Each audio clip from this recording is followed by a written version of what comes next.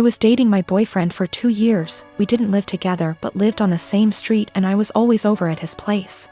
We each had kids from a previous relationship, so I wanted to take the whole living together thing slowly. But we were together all the time and I just maintained my own residence. He commuted for work, and I knew his department got a new secretary. She was younger and married and had recently had a baby. I knew they were work buddies, and I even bought a birthday gift for him to give to her. After about a year, she moved to another state. My boyfriend and I decided to move in together, and we lived together for a year when I found out that he and that secretary had some type of non-physical but still romantic relationship while they were working together. And that is why she ended up leaving, because they both realized it was not appropriate.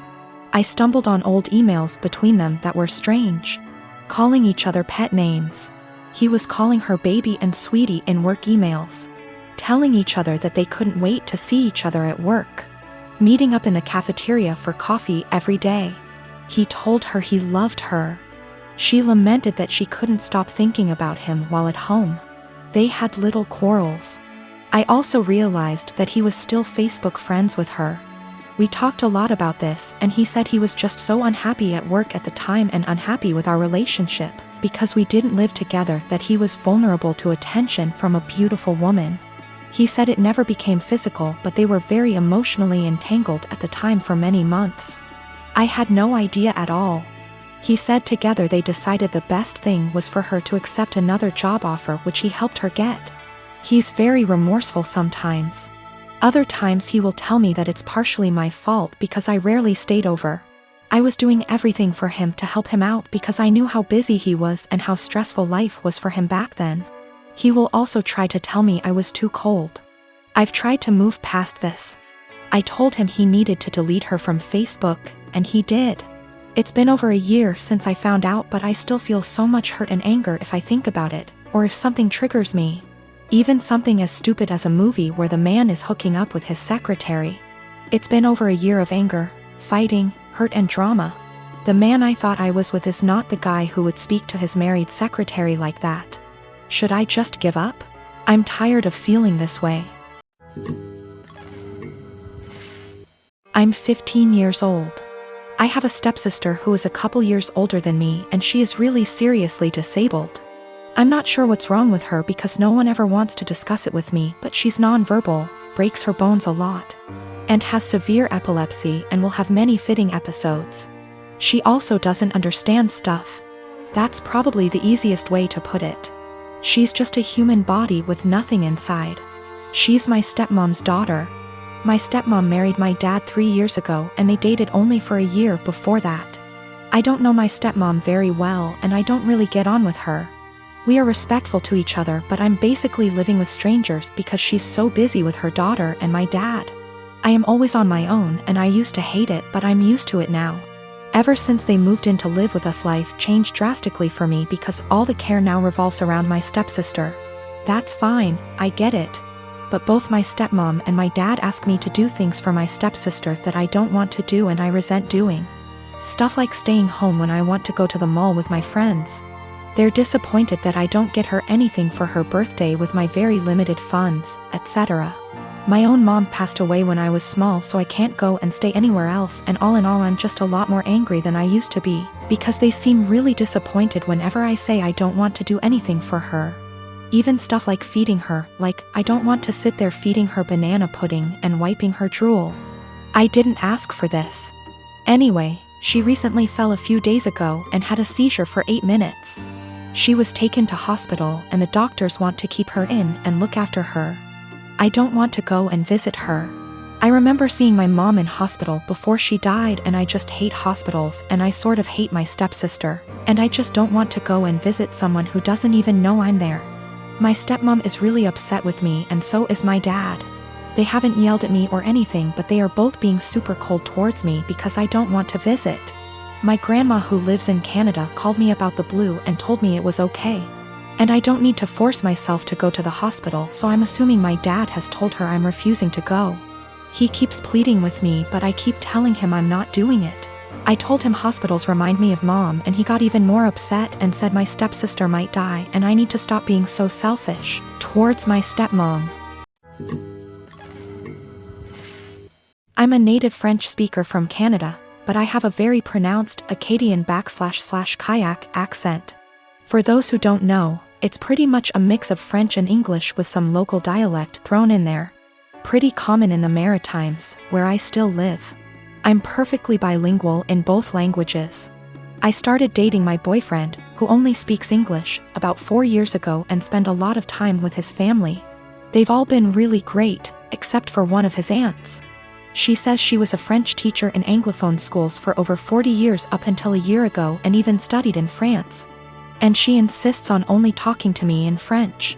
I agreed at first since I didn't want to be rude to his family, but it's getting super weird.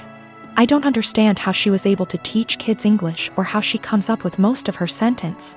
Like I have to guess 90% of whatever she says and hope I'm right because it makes absolutely no sense. Example, she said a la citrouille la tarte va bien dans ma bouche, which roughly translates to the pumpkin a pie goes well in my mouth, when she meant this pumpkin pie tastes delicious. She constantly criticizes my accent and tries to correct my pronunciation of certain words, and tells me I need to pick a language.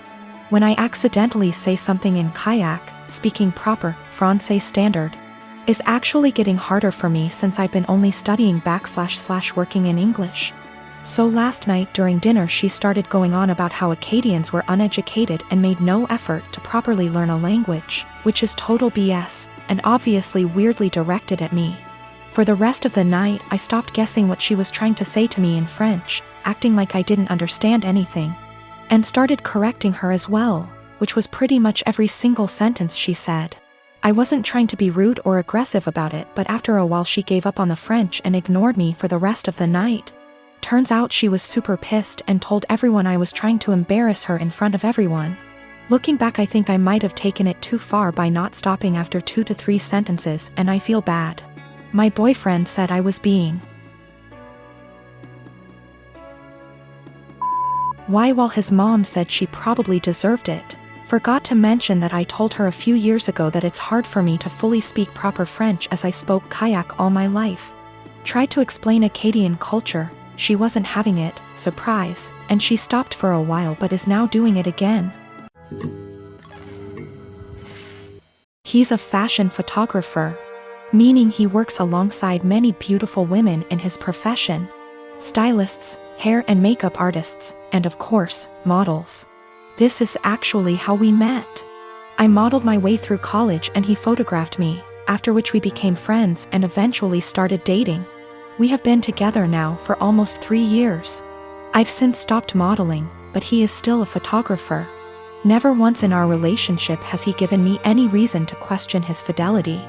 With the exception of me, he has never dated or even befriended any of the models he has photographed. That was, until Rachel came into the picture. I've met Rachel. She seems like a fun chick, the type of girl who draws a lot of positive attention just by entering a room. She's beautiful, but her personality really shines through. She makes you feel like you're her best friend when you're talking to her. A very cool person through and through. That said, I'm not the only one who feels this way. My boyfriend also adores Rachel. The first time he photographed her, he stayed late at the studio and discussed ideas for their next shoot for nearly 3 hours. He was actually late for a night out with me because of it. But he's always had terrible time management, so I didn't think anything of it. The lateness has now become a steady, recurring factor in their shoots together. They hang out long after the stylists and makeup artists leave the studio. They also text a lot, and he's always smiling to himself and laughing when he reads the messages she sends him. At first he would show them to me and try to include me in on all the fun, without me asking. But he abruptly stopped doing that around 2 weeks ago. He tilts his phone away from me now when Rachel messages him. I'm not the jealous type, but if my BF had a history of doing this with the other models, I'd let it slide. The fact that he is only like this with Rachel, and me, I suppose, makes me wary of what might have transpired between them. Rachel herself has stopped talking to me. We used to communicate and have an easy, casual friendship via IG and Snapchat, but she pretty much ignores me now. Guilty conscience? I don't know. The real kicker is, my boyfriend now has a photo of Rachel as the wallpaper on his phone. He's apparently proud of the concept and the editing, and claims it has nothing to do with Rachel herself. which is totally believable, but doesn't sit right with me. I told him that and he told me I was being irrational. Rachel is single, by the way. She and her BF broke up around 3 weeks ago. I really don't want to fall into the jealous GF trope, but what else am I to think? I don't want to make crazy demands and accuse my BF of cheating on me, even emotionally, but he really does seem to be fond of this girl in a way that really hurts me. He has other female friends and he doesn't act that way with them.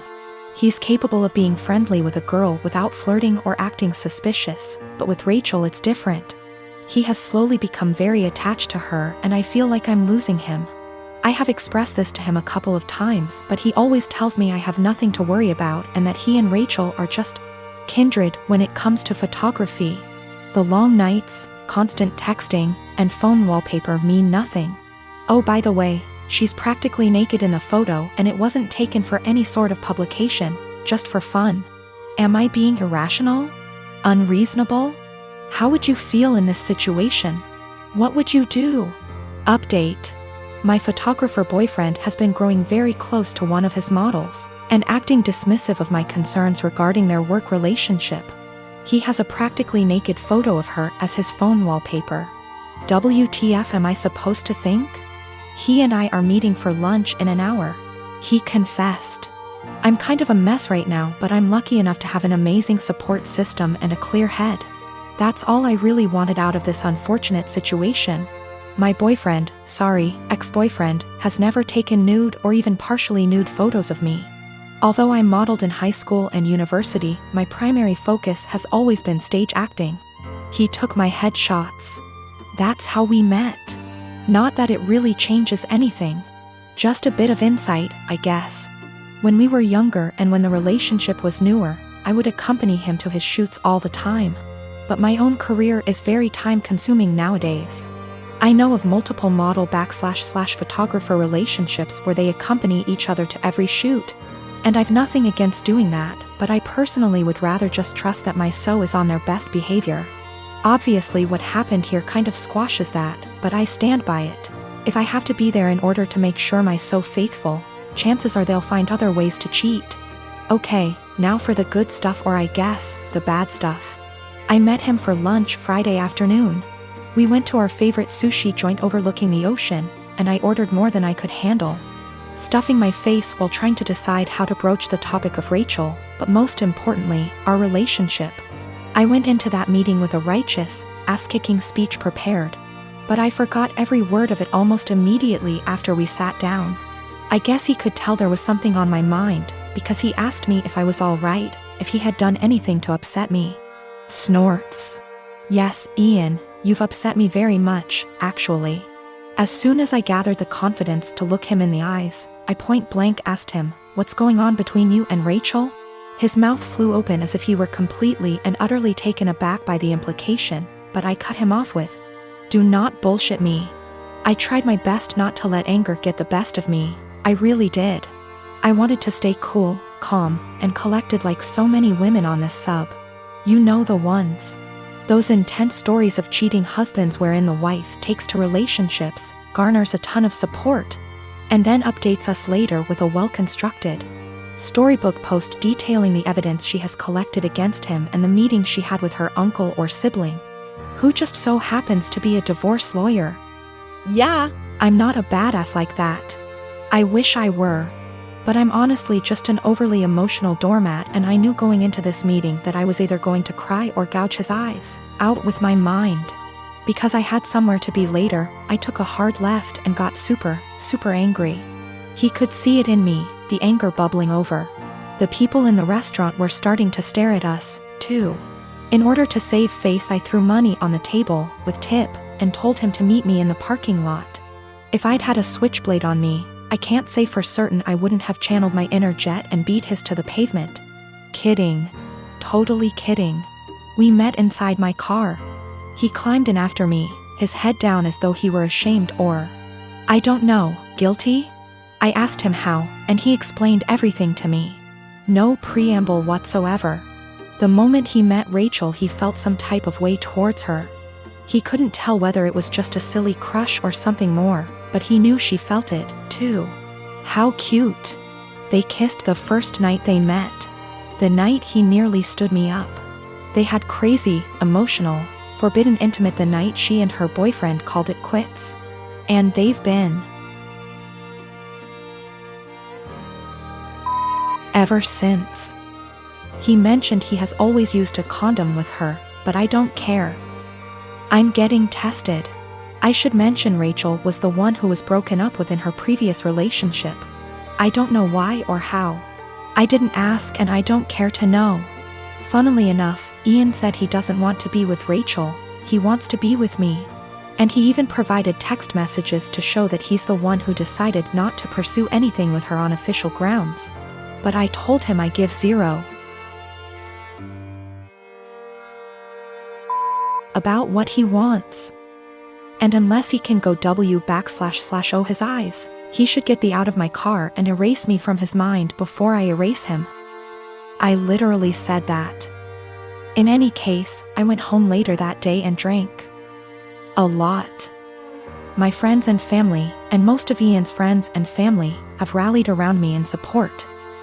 I guess he told his mother we broke up and how it happened, because she called me this morning and said she's disgusted with her son and that if I need anything at all, she's always there for me. For real, I'm going to miss his family. They're good people. The best people. This is my first adult breakup, by the way. The type of breakup where you're required not only to break up with your so but with their family and friends, as well.